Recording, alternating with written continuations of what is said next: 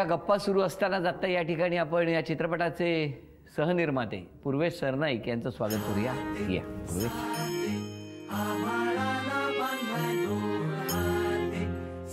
मी अशासाठी या गप्पा सुरू असताना ह्यांना बोलवलं. तो जेव्हा रेकॉर्ड झाला होता ना जोगेश्वरीचं कुठलं गोविंदा पथक, जय जवान गोविंदा पथक, जय जवान गोविंदा पथकाने जेव्हा 9 थरांचा तो विक्रम केला त्याचे साक्षीदार तूही आहेस. हो आहे, मी आहे, मी आहे. काय होता तो, कसा होता अनुभव? नाही मला आठवतं आहे की 2008 साली ज्यावेळेस हा रेकॉर्ड पहिल्यांदा घडला होता, म्हणजे अक्षरशः आम्हालाही माहीत नव्हतं की काय आहे, 9 थर लागणार आहेत नाही लागणार आहेत. तर माझगाव सगळ्यात पहिला मंडळ होता, तो माझगावचा मंडळ होता आणि त्यांनी 9 थर लावले. आणि अचानक एक दुसरा मंडळ आला आणि दुसरा मंडळ येत असताना त्यांनी सांगितलं की साहेब आम्ही सुद्धा 9 थर लावू. तर त्यावेळेस मला आठवतं की आदेश काका बोललेले हां नाही नाही तुम्ही लावा. आणि आदेश काकाला जायचं होतं दुसऱ्या हंडीला, परंतु आदेश काका तिथेच थांबले आणि त्या जय जवान गोविंदा पथकनी सुद्धा 9 थर लावले. त्यानंतर असं झालं की आम्ही गिनीज बुकच्या काही ऑफिशियल्स होते त्यांना 2010 साली बोलवलं आणि त्यांना सांगितलं की आमच्या इथे काही गोविंदा मंडळ आहेत जे 9 थर लावणार आहेत. तर ते लावत असताना मी आदेश काकांना फोन केला आणि त्यांना बोललो की आदेश काका गिनीजचे काही पदाधिकारी या ठिकाणी आलेले आहेत आणि 9 थर लागणार की नाही लागणार ह्याची मला गॅरंटी नाही आहे, परंतु तुम्ही कुठेही असाल ना तर तुम्ही आत्ता जा. मला आठवतं आदेश काका दादरला होते आणि मी आदेश काकांना बोललो की आदेश काका दादर वगैरे सोडा आणि लवकर ठाण्यात या, कारण आपल्याला गिनीज बुक ऑफ रेकॉर्ड्समध्ये यायचं आहे. आणि ज्यावेळेस तो माईक तुमच्या हातात जाईल आणि तुम्ही जेव्हा 1 2 3 4 5 करत करत ते तुम्ही जाता ज्या फ्लोमध्ये, तर ते 9 कधी लागतात आणि ते 9 कधी उतरतात हे आम्हाला कळतच नाही. आणि आदेश काका आणि अवधूत दादाच्या समोरच हे 9 थराचा जो विक्रम झालेला तो गिनीजमध्ये गेला होता. क्या बात आहे, काय आनंदाचा क्षण. नाही नाही, मग कसं असतं की इतकी वर्ष, म्हणजे आता चित्रपटाचं कथानक काय किंवा चित्रपट काय आहे आम्ही अजून बघितलेला नाही, पण अवधूत काय मी काय दरवर्षी सकाळी उठायचं, त्या गोविंदा पथकांमध्ये जायचं, दिवसभर पूर्ण चिंब भिजायचं आणि मग अनेक गोविंदा मंडळांशी संवाद साधत संपर्क साधत यायचा.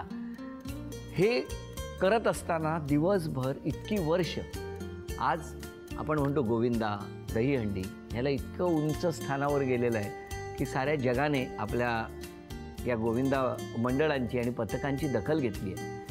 पण इतकी वर्ष सातत्याने आयोजन करणारी जी मंडळी आहेत ना त्यांचं या निमित्तानं खूप मोठं कौतुक करण्याची गरज आहे. या चित्रपटातली जी गाणी आहे ती गाणी सुद्धा वेगळी ठरत आहेत. म्हणजे काना म्हटल्यानंतर कृष्ण जन्मापासूनच असेल ना? कृष्ण जन्माचं एक गाणं आहे. कुठलं आहे जरासं गुणगुणलात तर आम्हाला त्या निमित्तानं. झगमग झगमग रात सजली, पावसाच्या सरीतून आली बिजली, टकामका टकामका बाळलीला, देग सखी देग झोका पाळण्याला. बरं, तुमचा कसा एकूण अनुभव होता चित्रपटाच्या बाबतीत? आता गाण्यावरून एक थोडं मी विषयांतर करतो. हां, पूर्वेश जसं म्हणाला की त्यांनी तुम्हाला फोन केला की तुम्ही जे माईक हातात घेतात तर एक वेगळाच माहोल निर्माण होतो.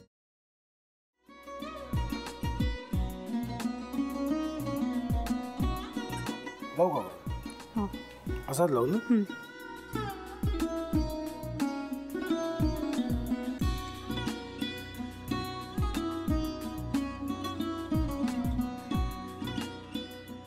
आता काय करायचंय? आता आपण ड्राय स्टफिंग दुसरं काय करणार आपण त्यात? आपण ह्याच्यात मेयोनीज न टाकता बाकीचे सगळे साहित्य टाकायचे. अच्छा, हे सगळं. ऋतू, माझा तर विश्वासच बसत नाहीये. म्हणजे अगं बहिणी आमचं लग्न व्हावं म्हणून किती प्रयत्न करत होती आणि ते सगळं करताना की शिवच्या आम्हाला माहिती पुरवते. नाही, मला नाही वाटत.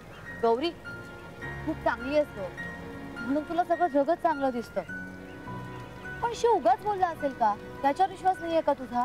शिववर पूर्ण विश्वास आहे मी तुम्हाला, पण तो आता हे जे काही करतोय ना, म्हणजे निशा बहिणी समोर त्या राधिका सोबत फिरण्याचं नाटक वगैरे, ते त्याचा काही उपयोग होणार नाहीये. अगं असं कसं म्हणतो?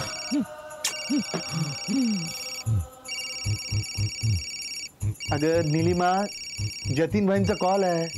हो माहितीये. रिसीव कर ना. अगं बघ कट झाला. आता तू रिसीव केला नाहीस म्हणून ते मला करतील. अब पुन्हा आला बघ.